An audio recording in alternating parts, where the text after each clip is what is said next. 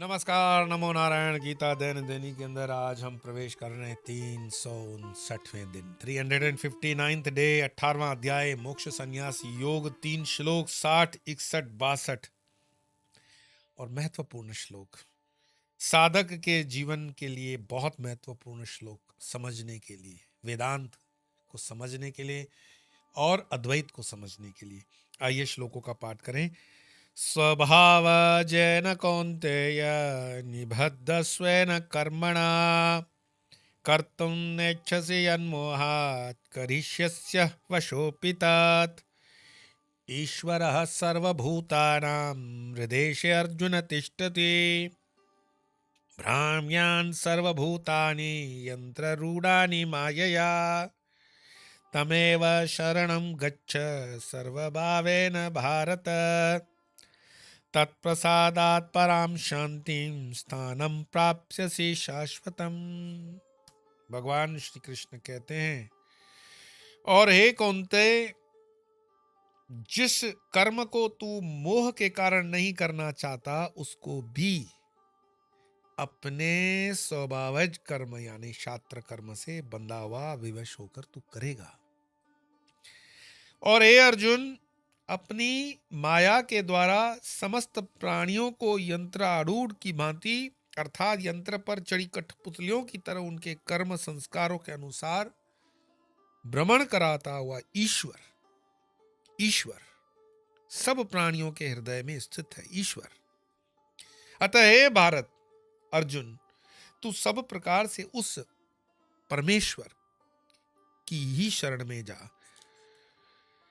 उसकी कृपा से ही तू परम शांति तथा शाश्वत स्थान अर्थात नित्य परम पद को, ब्रह्म रूपता को प्राप्त होगा। ये 61वां श्लोक और 62वां श्लोक अद्वैत को इंगित करने वाले श्लोक हैं।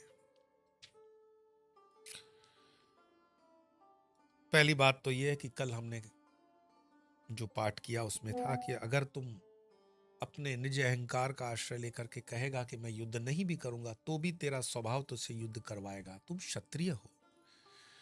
मैंने उदाहरण भी दिया कि अगर पांचाली के पास दुर्योधन आएगा और बोलेगा कि पांचाली देख, तेरा अर्जुन युद्ध को छोड़ करके भागा था, वो ये नहीं कहेगा कि ये अहिंसावादी बना या मानवतावादी बना, बहुत ह्यूमैनिटेरियन अप्रोच है, इसके लिए गया। नहीं नहीं, वो तो कहेगा दुर्योधन कि तो भगोड़ा था तेरा अर्जुन। तो ऐसे का पुरुष के साथ रहने से अच्छा है कि किसी पुरुष के साथ रह ले।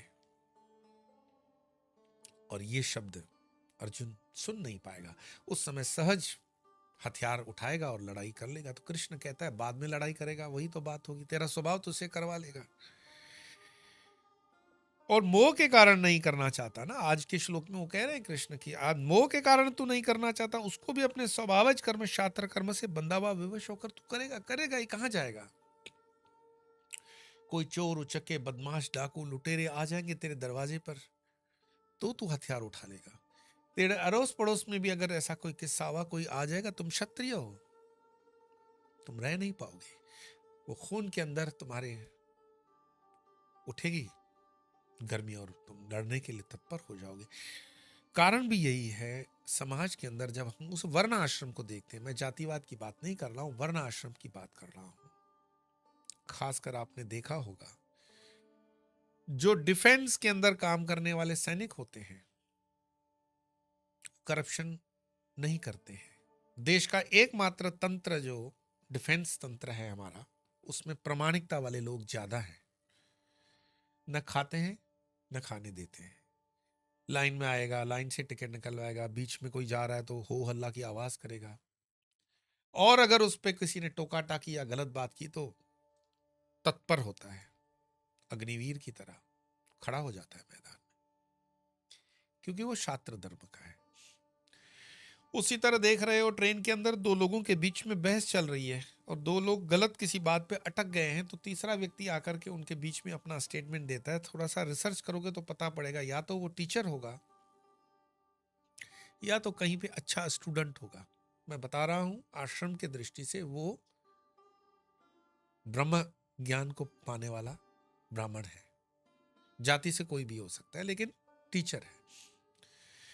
उसी तरह कहीं आपने चर्चा चालू कर दी स्टॉक मार्केट की, व्यापार की, दुनिया की इकोनॉमी की, तो उसमें जो बहुत डिटेलिंग के साथ आपके साथ चर्चा करने उतरा है, तो खोज खबर करोगे तो वो वैश्य होगा, कर्म से वैश्य, जाति से नहीं बोल रहा। और जो बस 5-10 रुपए वाली वो रेलवे वाली वो चाय पीता, चुस्कियां लेता रहे और बीच बीच में हल्की मुस्कान देता रहे, कोई कमेंट नहीं है, कोई पार्टिसिपेशन नहीं है, आप समझ जाना वो सर्विस सेक्टर वाला आदमी है, शूद्र है।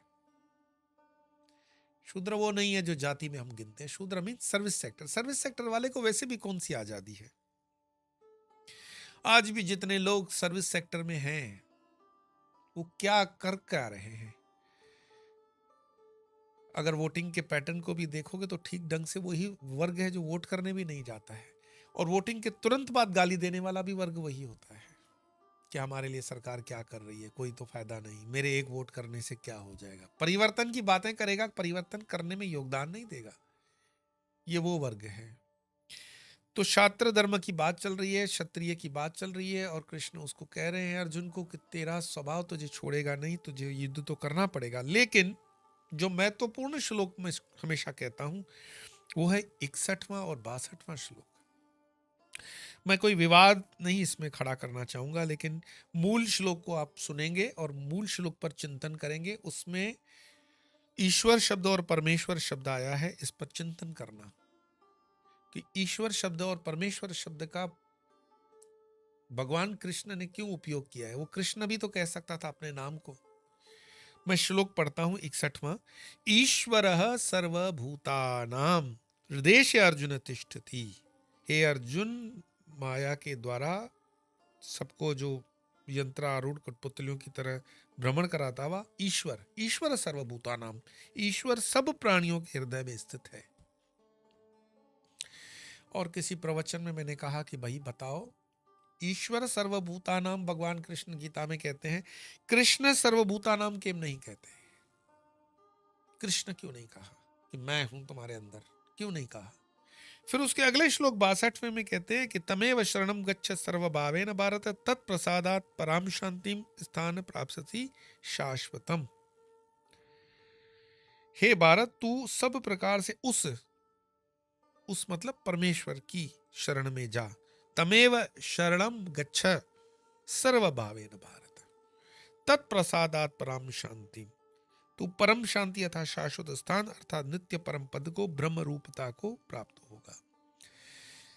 यहां इस चीज को मूल रूप से समझना बहुत जरूरी है कि वेदांत में जो अद्वैत दर्शन है, या शंकराचार्य जी को जो अद्वैत दर्शन है कि एकम सत्यम बहुधा वदंती, और वो जो सत्य है वो निराकार है, और वो जो सत्य है वो श्रेष्ठ है, वो कल्याणकारी है, वही शिव है। और जब मैं शिव कहूं तो शिव के स्वरूप में मत आना। शिव का मतलब ही है जैसे पवन चल रही है, वो शिव स्वरूप है, सबका कल्याण करती है। जल है, शिव स्वरूप है, सबका कल्याण करता है। सूर्य शिव स्वरूप है। तो इन श्लोकों के माध्यम से आप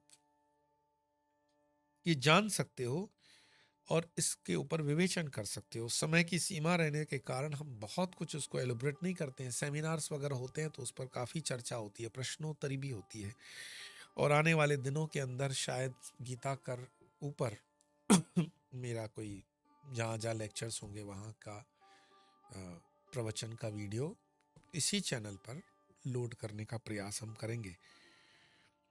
पर ईश्वर सर्वभूतानाम में फिर से व्याख्या और मैं करूं कि भगवान सभी प्राणियों को उसी प्रकार नचा रहे हैं जैसे सूत्रधार कठपुतलियों को नचाता है, परंतु यह दृष्टांत एक देशी है, क्योंकि जब जीव कठपुतलियों के समान जड़ नहीं है, किंतु जिस प्रकार न्यायकारी राजा अपने राज्य में ब्राह्मण क्षत्रिय आदि वर्णाश्रमों को अपने अपने धर्मानुकूल चलाता है, किसी को भी कोई अपकर्म नहीं करने देता, उसी प्रकार ईश्वर भी किसी को बुरा काम करने की प्रेरणा नहीं देता।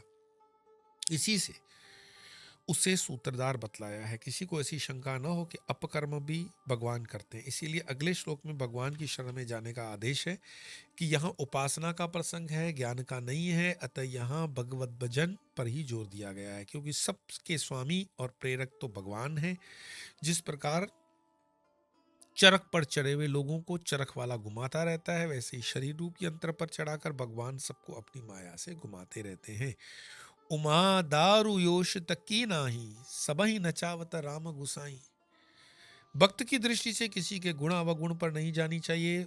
59 श्लोक के जीव में प्रकृति के अधीन, 60वें में स्वभाव के अधीन, 61वें में ईश्वर के अधीन बताया है, परंतु इन सबका साक्षी शुद्ध चेतन है।